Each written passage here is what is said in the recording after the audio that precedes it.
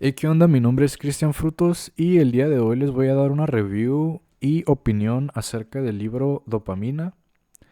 Este libro lo escogí genuinamente porque tenía un interés acerca de lo que era la dopamina. La dopamina era algo que siempre escuchaba y tenía una idea acerca de qué era. Así que un día estaba en una librería y dije, no sé, este libro me llama la atención, así que lo escogí, lo tomé y lo compré. La verdad fue un libro que me gustó mucho leer, es como una introducción muy general acerca de lo que es la dopamina, no tiene tanta complicidad, te dan ejemplos para que entiendas qué es la dopamina a un grado en el que no te confundas tanto. Y pues la verdad sí les recomiendo mucho este libro, que lo lean si están como interesados en lo que pues viene siendo la dopamina. Es este motor que nos mueve a querer cosas, no quererlas, a creatividad, a volvernos locos, a enamorarnos, a muchas cosas interesantes acerca de la vida. Este libro fue escrito por Daniel Z. Lieberman y Michael E. Long. Bueno, sin más que decir, este libro empieza con una introducción donde nos explican dos sustancias químicas del cerebro que son muy importantes en todo el libro, que es pues principalmente la dopamina y la serotonina. Ellos lo explican de una manera en la que tú entiendas que la serotonina es todo eso que tienes abajo, o sea, como cuando volteas abajo tú puedes agarrar cosas que están a la mano, que están cerca de ti, que están en el momento. Y todo lo que ves arriba es la dopamina, es todo eso que tienes que hacer cosas para llegar a obtenerlas. No es algo que puedas tener ya. Es como algo así como el presente y el futuro. O sea, La serotonina se puede decir que es la molécula del presente y la dopamina es todo eso que tienes que hacer cosas para que ocurran después en un futuro. Después de la introducción, viene una parte donde habla de la nota de los autores, donde ellos te explican cómo hicieron este libro de una forma en la que el público en general lo entendiera mejor, porque pues este es un tema complicado y muy amplio, por lo que pues científicos, doctores, psicólogos de todo tipo han pues estudiado este tema que es pues algo que tenemos en el cerebro que nos mueve y nos hace hacer cosas. Ellos nos lo cuentan de una manera en la que nosotros entendamos. Es como una introducción para que tú te metas ya ahora en serio si tú lo decides a estudiar este químico del cerebro que nos mueve a hacer cosas y nos hace amar, a hacernos adictos al crack, no sé, ¿sabes? Entonces, pues sí, nos explican que es un tema complicado, pero pues ellos hallan la manera de que tú lo puedas entender de una forma más versátil, se podría decir. Ya después de la nota de los autores viene el capítulo uno que es el amor. Y pues también nos dan una breve, ¿qué será? Como explicación de lo que es, datos importantes, la dopamina, de qué se conforma. Bueno, la dopamina antes se conocía como la norepinefrina, que era pues la adrenalina en el cuerpo. Se empezó creyendo que era esto. La dopamina tiene en el cerebro un espacio del 0.005% de las células que segregan la dopamina. La dopamina influye en nuestro comportamiento. Se bautizó como la molécula del placer, pero pues con los estudios que se tomaron a través del tiempo se supo que la dopamina no es el placer en sí, sino que es el motivador que te lleva a tener este placer. Ejemplos muy básicos de lo que pues nos lleva la dopamina a ser como humanos es que nos lleva a amar, nos lleva a creer en Dios, nos lleva a crear arte, nos lleva a la literatura, nos lleva a descubrir nuevos mundos, nos lleva a ser pues más creativos. Esto es lo que es la dopamina para el ser humano, es como el motivador para que tú explores tus límites, te lleva a moverte. Y bueno, pues empezamos con los ejemplos que nos da este libro. Aquí nos dice que Wolfram Seltz es uno de los pioneros más influyentes en esto de los experimentos y pues estudios con la dopamina. Nos dan un ejemplo sobre cómo ellos hicieron estudios con macacos para descubrir o entender lo que era el sistema de recompensa. Puede que se les haga familiar este experimento, o sea, siento que es como algo que se ha escuchado mucho, el sistema de recompensa que pues se aplica a nosotros, ¿no?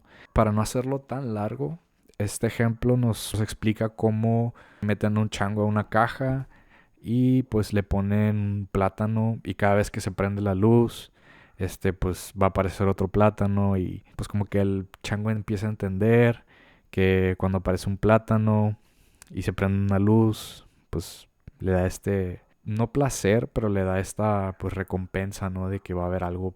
Con el tiempo los changos van entendiendo que cada vez que se prende una luz va a haber comida y pues eso les va a generar placer a largo plazo. Entonces vieron que cuando se prendía la luz, ellos ya estaban pues imaginándose el plátano y se les prendía ahí la dopamina, ¿no? Entonces pues es un sistema de recompensa que pues nos explica que pues esto nos pasa a nosotros, ¿no?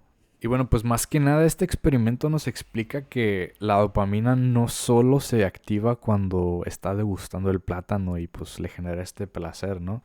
Le genera la dopamina en el cerebro cuando va a tener la anticipación de que va a tener el plátano. O sea, en el experimento pues los changos llegan a entender que la luz está relacionada al plátano. Entonces cada vez que la luz se prende, ellos ya están anticipando la recompensa. Entonces eso les genera dopamina. Es como más o menos por qué se llevó a cabo o qué es lo que entendieron con ese experimento.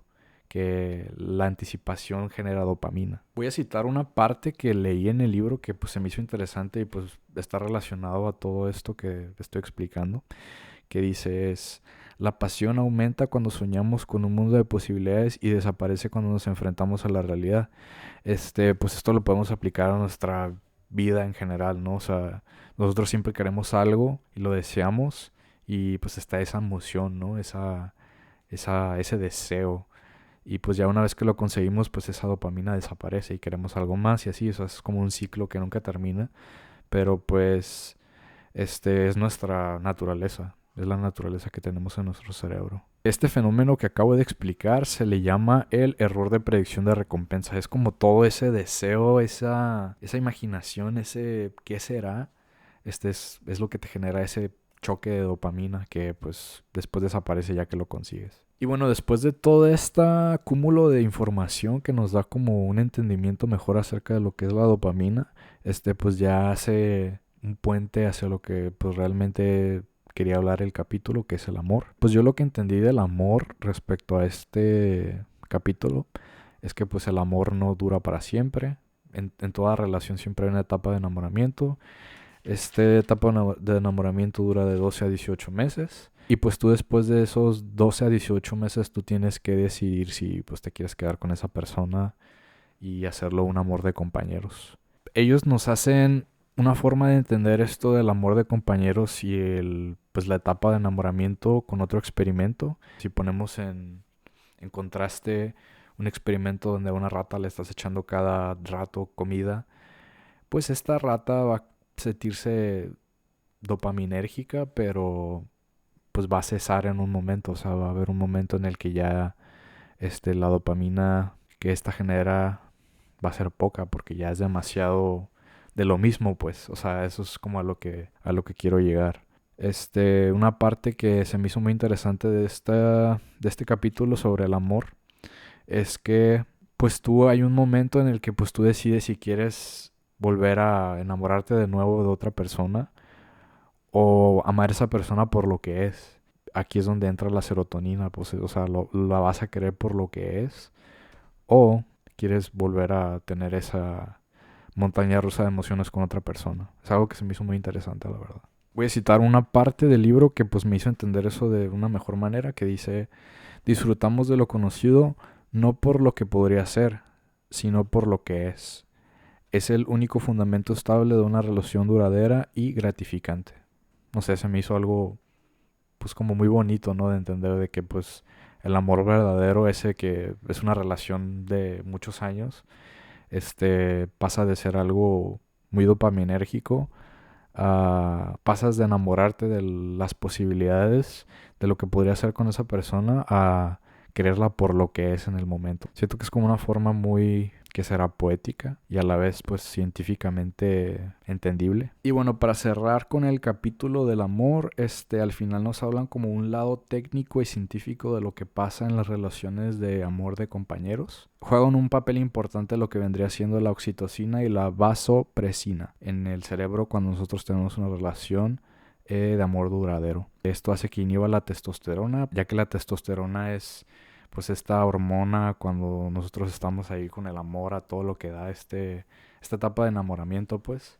Entonces eso es lo que vendría sucediendo en el cerebro cuando nosotros decidimos tener un amor duradero de compañeros. Y no sé, se me hizo muy interesante este capítulo. Siento que fue como el que con el que más me clavé cuando empecé a leerlo. Y bueno, el capítulo 2 nos habla sobre las drogas, para remarcar pues el tema central de lo que vienen siendo las drogas y la dopamina, cuál es su relación. Pues su relación es que siempre se va a buscar la felicidad.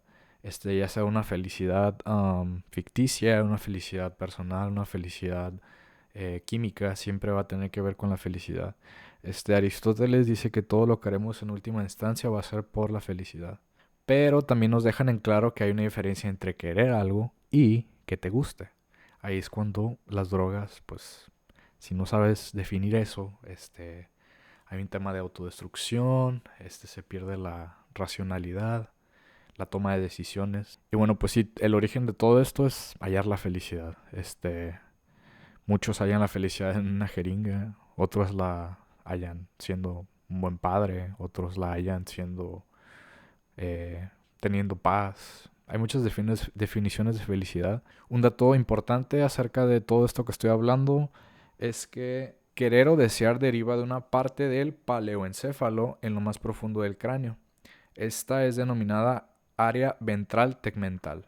También nos hacen ver un contraste en lo que es la dopamina y la serotonina. Por un lado, en el que pues, la dopamina nos hace que queramos cosas con pasión y la serotonina nos permite apreciar esas cosas. Las drogas superan estimulantes naturales como el comer o tener sexo. Por eso prácticamente el tener una drogadicción secuestra el circuito del deseo. Y bueno, nos dejan muy en claro que las drogas pues distorsionan nuestra realidad totalmente cuando ya está muy avanzado el consumo en estas.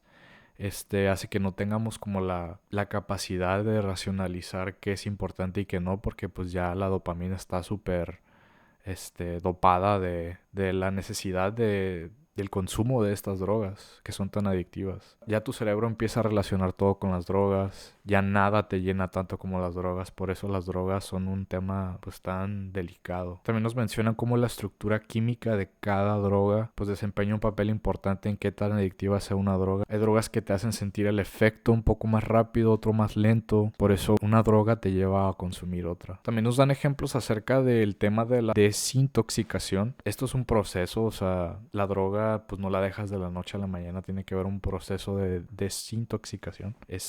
Pues nos dan como una gráfica de cómo, por ejemplo, en reposo, cuando uno se está consumiendo drogas, la activación de la dopamina es 5 veces por segundo, cuando está excitado son 30 veces por segundo, y cuando pues la experiencia no es materializada, pues traduciéndose a que pues consumas drogas, es 0 por segundo. Entonces tu cerebro prácticamente colapsa porque no está bajo ninguna sustancia que le dé pues ese choque de dopamina, ¿no? De satisfacción, de placer, lo que tú le quieras llamar. Pues eso tiene que ver como un proceso en el que se le vaya quitando poco a poco y no pues entre en este hoyo negro de, como le llaman, la malilla. Más o menos nos hablan de la malilla. Una persona que es drogadicta toma decisiones impulsivas, por lo que pues el consumo de estas sustancias hace que seas una persona que tenga tendencias a tomar decisiones perjudiciales. La dopamina del deseo domina las partes más racionales del cerebro. Voy a citar una parte del libro que pues explica esto de una manera un poco cómica, no sé, a mí se me hizo chistoso. Y dijo alguna vez un cocainómano: cuando me hago una raya de cocaína me siento un hombre nuevo. Y pues lo primero que un hombre nuevo quiere es otra raya de cocaína. O sea, esto es la manera en la que un adicto piensa, o sea, no hay racionalidad. Y bueno, ya en el final de este capítulo nos hablan de drogas un poquito más inofensivas. Entre ellas pues está el consumo de nicotina. Nos explican que pues este consumo es un consumo donde hay como un círculo vicioso donde pues nomás la nicotina lo que hace es aliviar el consumo de esta misma. La verdad los cigarros se me hace pues como que nomás ¿para qué harías eso, no? O sea, no juzgo, pero sí es como que pues el que cae cae, lo entiendo, ¿no? Pero sí es como que un círculo vicioso donde nomás estás aliviando el consumo de esta, o sea, como que te estás sintiendo aliviado de no consumir esta misma droga, no sé, es una droga un poco engañosa, ¿no? Diría. Se me hace un poco curioso el consumo de la nicotina. También se hace hincapié de cómo pues el hecho de que una droga sea accesible o no, pues tiene mucho impacto en cómo la gente la va a usar. Por ejemplo, los cigarros pues son muy accesibles.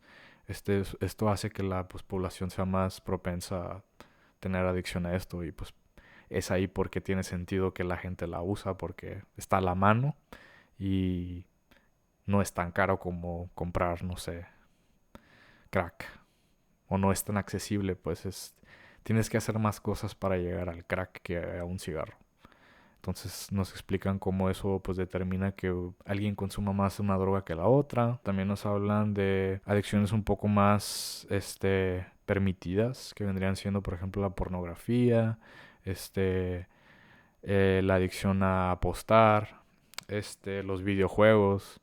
Yo amo los videojuegos, son un gran pasatiempo que tengo, pero sí soy consciente de que pues si pasas una línea puedes engancharte. Y pues sí, con eso concluye el capítulo de las drogas. Capítulo 3, dominio. Una frase muy representante de este capítulo es la siguiente: una reflexión meditada vale más que 1000 consejos apresurados. Para darle camino a este capítulo, nos dan dos conceptos que tenemos que tener muy en cuenta para poder tener dirección en el capítulo. Son dos: la dopamina del deseo y la dopamina del control. La dopamina del control es esta dopamina que hace que nosotros sepamos qué es lo que vale la pena conseguir. Nos hace tener esa línea para saber qué es lo que vale la pena y qué no. Nos hace conseguir metas a largo plazo, nos hace conseguir cosas que nos hagan feliz en el futuro. Y por el otro lado está la dopamina del deseo, que esta pues impulsa todo ese deseo que quieres al momento, un deseo como muy primitivo. La dopamina del deseo es la que hace que quieramos las cosas. No todo lo que deseamos lo vamos a hacer, no somos una persona que va a ir detrás de cada deseo que se venga a nuestro cerebro, o sea, no funcionamos de esa manera. Pero ese deseo está ahí. Por otro lado, la dopamina del control es esta que nos hace tener cierto juicio ante un deseo. La forma científica de definir estos dos conceptos vendría siendo la siguiente.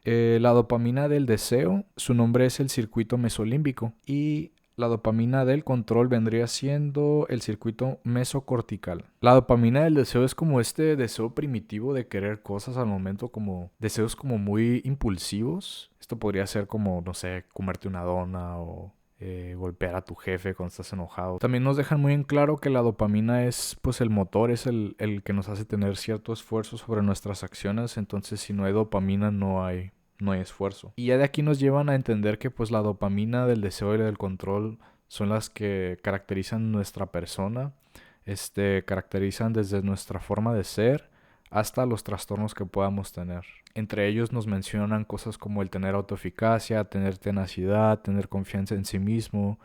Todo esto se debe a qué tanto nivel de dopamina estés generando y pues qué genética tengas relacionada a esta molécula.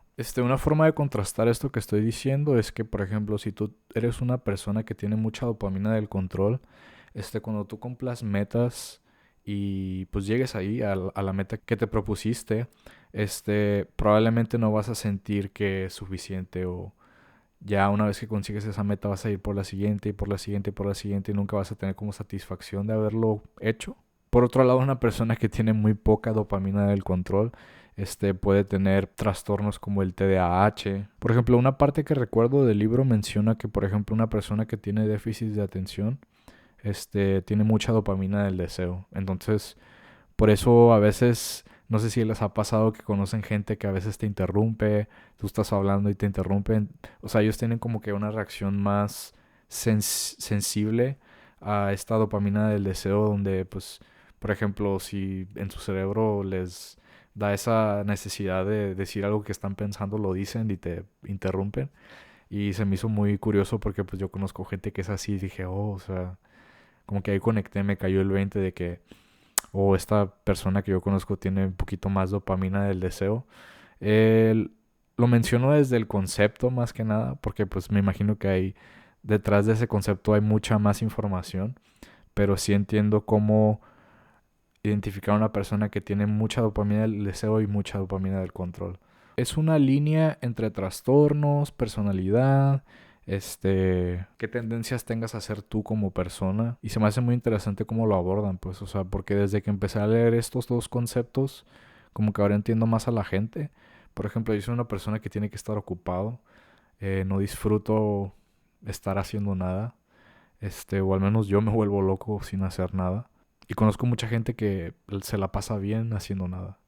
O les gusta tener un trabajo donde no tienen que estar haciendo tantas cosas y lo disfrutan o le hallan algún tipo de, no sé si placer, pero pues lo hallan agradable, ¿no?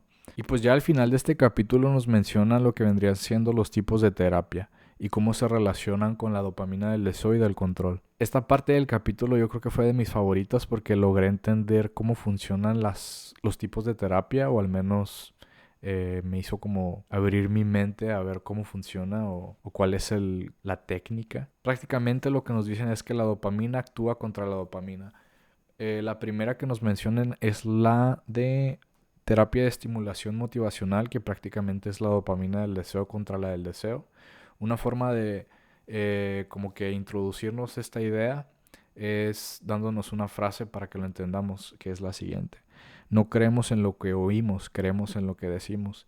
Y si es cierto, yo creo que al momento de, pues, no sé, tú cuando vas a terapia, lo importante es que el paciente pueda decir con sus propias palabras y afirmar cuáles son cosas que cree o no cree, y no tanto lo que el terapeuta piensa. Si el propio paciente decide que va a hacer algo bien por su vida, yo creo que se lo va a creer más si lo dice él que a que lo diga el terapeuta. Después está la terapia cognitivo-conductual, que vendría siendo la dopamina del deseo contra la del control.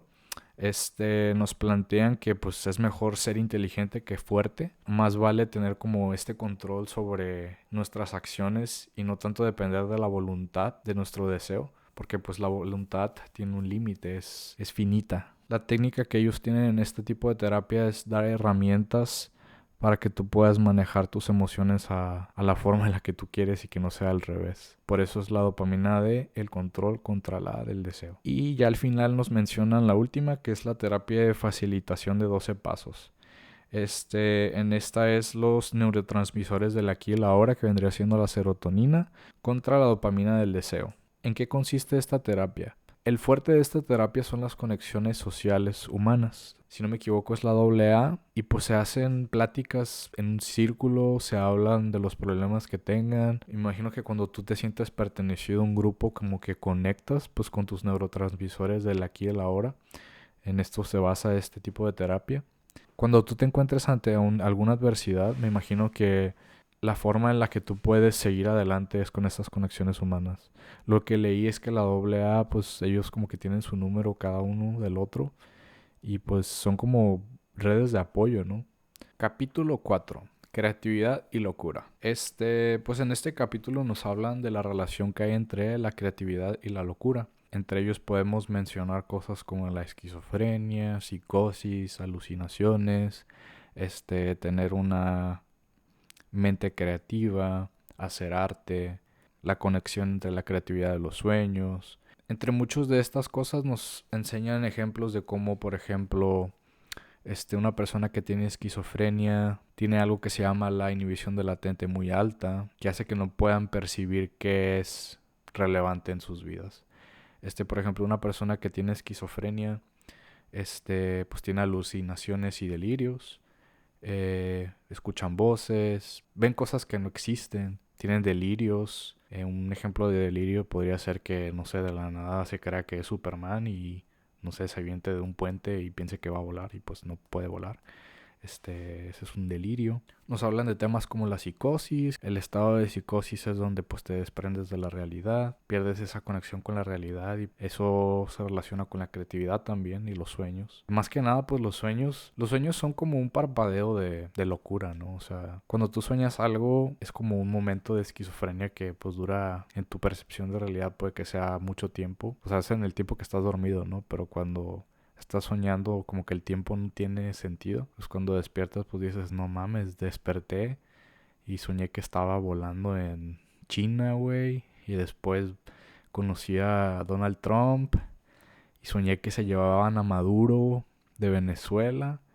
Y después de la nada estás en, no sé, en la clase de matemáticas de la primaria. No sé, cosas así bien random, ¿no? Entonces nos hacen ver cómo el estado de los sueños y la locura pues tiene como que mucha conexión. Pero pues ya cuando este estado de locura ya persiste en tu vida, en tu día a día, pues ya se convierte en un trastorno y pues esto puede ser no sé, pues como ya dije, esquizofrenia, está el trastorno bipolar o estar muy feliz, así que no puedes parar ni de hablar y dices pues puras incoherencias, tu dopamina del deseo está al 100, al 110 y estás tirando todo lo que piensas y nada lo racionalizas, estás pues al 120, se podría decir, ¿no? O puedes tener una dopamina muy baja y pues tienes depresión y te quieres matar a la shit. Nos hablan de los tratamientos para este tipo de trastornos, pues son medicamentos que inhiben, que regulan la dopamina en los cerebros. Cada trastorno tiene sus propias características de si tiene menos o más dopamina. Esto pues no te lo enseñan a grandes rasgos, pero te dan a entender que, por ejemplo, una persona que es bipolar tiene mucha dopamina del deseo en su circuito de dopamina. Y pues una persona que tiene esquizofrenia, pues tiene dopamina más no poder y ellos usan medicamentos para poder regular estos desbalances químicos. Algo que me quedó muy presente es este concepto de la inhibición latente alta o baja. Yo relaciono que una inhibición latente alta la podemos tener en muchas situaciones. Ya sea cuando te sientes como muy paranoico o un delirio. O sea, como que tu cerebro le toma relevancia a cosas que realmente no son relevantes. Por eso cuando tú tienes una inhibición latente baja es que pues estás normal, o sea, no le estás poniendo atención a cosas que realmente no tienen importancia en el momento, pues, o sea, estás cuerdo, por así decirlo. Nos dan ejemplos de esto, de que, por ejemplo, cuando tú te cambias de casa o viajas a otro país, tu inhibición latente es alta porque, pues, se prende como que este foco de supervivencia donde, pues, estás como más alerta de lo normal y te dan a entender que esto se mueve dependiendo de, pues, de tu entorno, ¿no? O sea, de tu forma de persona también. Si eres una persona muy ansiosa, pues me imagino que eres una persona tendente a tener una inhibición latente alta. La verdad me gustaría buscar más o entender más este concepto de la inhibición latente porque me imagino que se relaciona con muchas cosas, ¿no? O sea, ¿a qué le damos relevancia? ¿A qué no le damos relevancia? Y pues sí, por ejemplo, la inhibición latente alta en una persona que tiene esquizofrenia nos dan ejemplos de cómo ellos, pues, por ejemplo, están viendo la tele y piensan que, no sé, el de la tele les está hablando a ellos o, no sé, ven un foco rojo y ya piensan que les va a dar un infarto o de la nada tienen, no sé, de la nada ven, no sé, un gato y les da un delirio de que es la muerte, ¿no? O sea, que cosas así pues bien extrañas, ¿no? Un ejemplo que se me hizo muy interesante acerca de los sueños y la terapia que puede haber detrás de esto, que creo que, si no me equivoco, es el psicoanálisis. Pues es el analizar cosas pues a profundidad en tu inconsciente. Miré que hicieron estudios donde pues, por ejemplo, no sé, el paciente al despertarse de su sueño escribía lo que decía, es que escribía lo que soñó y ya pues cuando iba a terapia esta persona al momento de poder darle nombre a ese sueño o ponerlo en el mundo físico de las palabras, ¿no? Estaba relacionado con algo que él deseaba o quería o sea, es como destapar. Es como destapar una puerta que no sabías que tenías. Y se me hace muy interesante cómo los sueños te pueden dar formas nuevas de pensar hacia algo que te está preocupando. Los sueños son como cuando te cae el 20 de algo, pero tienes que trabajar en ello para entender qué es lo que está, pues lo que estás buscando, ¿no? La respuesta o la pregunta más que nada. Entonces se me hizo muy interesante, genuinamente, el tema de la creatividad y la locura. Capítulo 5. Política. Si les soy honesto, este capítulo fue para mí el más difícil de leer porque siento que te hablan de lo mismo una y otra vez. Estaba un poco escéptico acerca de esto porque no sabía si era yo el que no estaba entendiendo o no podía tener como esa atención hacia la lectura. Pero investigué, pues también otras personas decían lo mismo, que pues, o sea, lo bueno de esto es que yo entendí mejor qué era la política porque la política no es un tema como de mi interés, pero gracias a este libro entendí qué es la derecha y qué es la izquierda y pues qué relación tiene con la dopamina, ¿no? Pues entendí que una persona conservadora es una persona que pues tiene ideologías religiosas, valga la redundancia, conservadoras y pues ven como ellos ven las consecuencias a largo plazo, a futuro. O sea, no. Un ejemplo para entender esto es el aborto. Pues un conservador va a estar en contra del aborto, pues porque atenta contra la vida a largo plazo. Y pues una persona que está a favor del aborto, pues ve más por el individuo, ¿no? Ve más por la persona en sí. Los liberales ven como a nivel micro y los conservadores ven todo a nivel macro, o sea, como a largo plazo, consecuencias a largo plazo. Te plantean la pregunta de si quién es más inteligente o quién es menos inteligente acerca de pues sus acciones respecto a esto. Y pues qué relación tiene con la dopamina. Una persona conservadora se dice aquí que es muy dopaminérgica porque pues tiene proyectos a largo plazo. Tiene, por ejemplo, una persona que lidera un gobierno conservador, siempre va a ver más por la población en general, o sea, no tanto por el individuo en sí. Y pues una persona que lidera un pueblo de forma liberal va a ver más como por los pobres o por esa gente que se queda fuera del programa de... Va a ver más por el individuo, aboga más por los problemas de un individuo más que por la población en sí en general.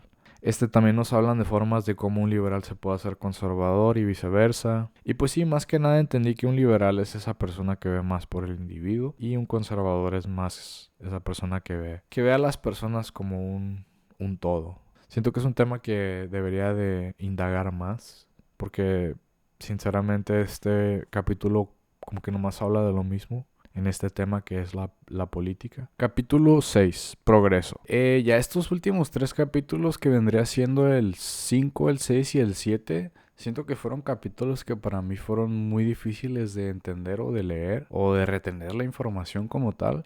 Así que pues daré un poco de lo que se me hizo más importante o con las cosas que me quedé, pues me marcaron, ¿no? Pues en este capítulo del progreso nos explican que pues la dopamina ha sido un motivador evolutivo desde que se tiene desde que se tiene el entendimiento de esta molécula química, ¿no? Que nos hace hacer cosas. Más que hacernos felices, nos empuja a sobrevivir. O sea, nos hablan de un factor como el estrés. El estrés, por ejemplo, nos hablan del tema del estrés. Como el estrés, pues también es como este detonante que nos mueve a hacer cosas. Por ejemplo, nos ponen el dilema de que, pues, el estrés, o para bien o para mal, nos hace tener un cambio en nuestras vidas. Por ejemplo, el estar en bancarrota nos genera estrés como tanto lo es, no sé, ganarse la lotería. El estrés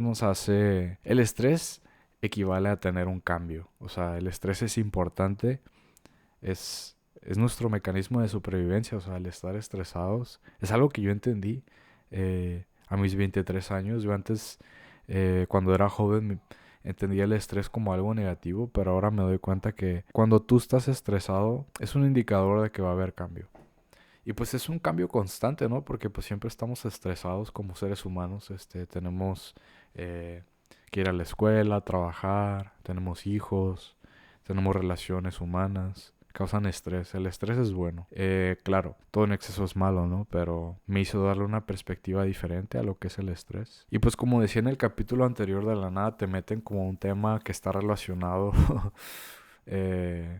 con el progreso, por ejemplo. O sea, por ejemplo, aquí te hablan de lo que es ser bipolar. Pues ser bipolar es estar en los dos extremos de los estados de ánimo, tener manía o tener mucha depresión.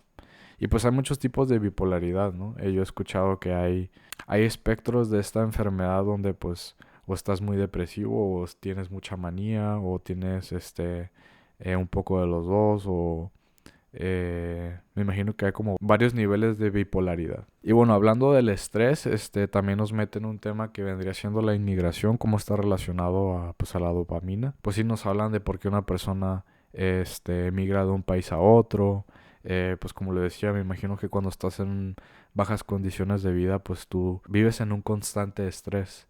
Y pues eso hace a que las personas se muevan de país a buscar mejores condiciones de vida, ¿no? Capítulo 7, armonía. Ya en este capítulo pues nos dan una despedida. Nos dicen que tengamos pues un equilibrio con esta molécula química del cerebro. Que no la hagamos nuestra enemiga. Veamos maneras de tenerla a nuestro favor, ¿no? En la vida, en nuestras metas, en nuestra salud mental, pues en todo, ¿no? La dopamina está en todo, aunque no lo quieramos o no. Es la gasolina que nos motiva a hacer cosas, a ser felices, a enamorarnos, como ya había mencionado. Muchas de las veces somos esclavos de la dopamina sin ser conscientes, como cosas pues del día a día, ¿no? O sea, estar scrolleando ahí como pendejo y gastar horas y horas en no hacer nada, ¿no? O sea, a veces somos esclavos de la dopamina y no nos damos cuenta. Y pues nos invita el libro, ¿no? A tener una mejor convivencia con esta molécula, ¿no? Que nos hace sentir bien, pero cuando conseguimos algo desaparece. He ahí porque es importante también tener buena relación con la serotonina, ¿no? O sea, hay un tema que se repite en varios capítulos que nos recomiendan tener relaciones afiliativas. ¿Qué es relaciones afiliativas? Pues son como tener estas relaciones con la gente de una forma sana y placentera, ¿no? O sea, tener relaciones positivas en nuestra vida. Y pues sí, más que nada de eso habla esa última parte del libro, de tener cierto control sobre nuestra dopamina del deseo y del control, tener como un equilibrio o ser más conscientes de ello. O tenerlo más a nuestro favor porque son herramientas. Y pues sí, por mi parte es todo. Espero les guste esta review sobre este libro. La verdad fue un libro que disfruté de leer. Fue como un libro que más que darme respuestas a preguntas que tenía sobre la dopamina, como que me hizo tener más interés acerca del tema. Porque este libro es como más casual, ¿no? O sea, este libro es más para personas que no tienen nada de conocimiento acerca de este tema.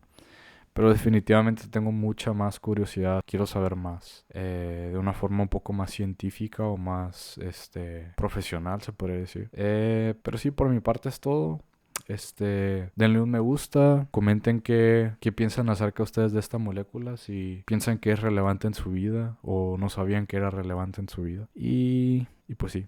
Nos vemos en el siguiente video. Chao.